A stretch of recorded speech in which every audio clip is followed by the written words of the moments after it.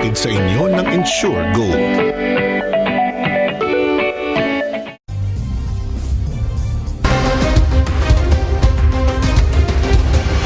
Una sa lahat, kotse at cargo truck sa Maharlika Highway nagbanggaan.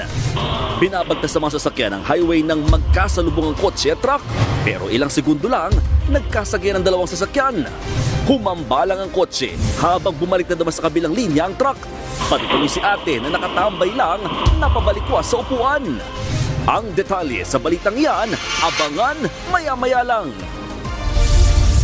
Magandang hapon, Pilipinas! Kasama ang buong puwersa ng News 5. Ito ang Frontline Pilipinas Weekend! 3 bata sa Bulacan, patay matapos matrap sa nasunog na bahay. Ilang residente naman sa Quezon City nawalan din ng tirahan sa isa pang sunog. Dump truck sa Zamboanga sumalpok sa puno, driver at pahinante, patay.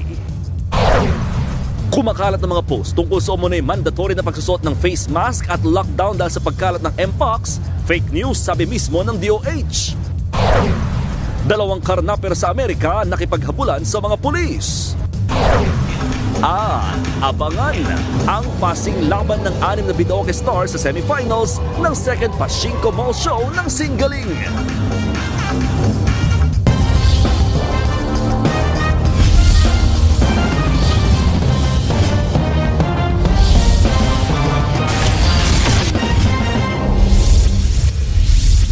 Nasunog ang 5 bahay at ilang negosyo sa Barangay Bagong Silangan sa Quezon City.